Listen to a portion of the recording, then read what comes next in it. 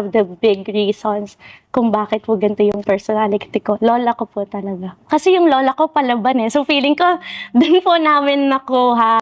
Napakahirap talaga para sa isang tao na lumaking walang magulang, wala man ng nanay o tatay, o kahit isa man lang sa kanila na naggabay para maturuan kung ano ang mga dapat at hindi dapat tungkol sa buhay, tamang pag-uugali, tamang values, tamang morals. Ang hirap talaga pag ganito kasi kadalasan nawawala sa tamang linya ang tao at nagsasarili na lamang siya ng kanyang isipan at damdamin ng walang nagagabay. Kumbaga, walang moral compass, walang nag-guide, walang nagturo. Mahirap po talaga yon.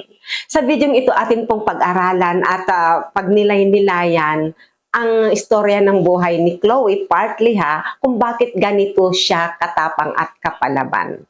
Mga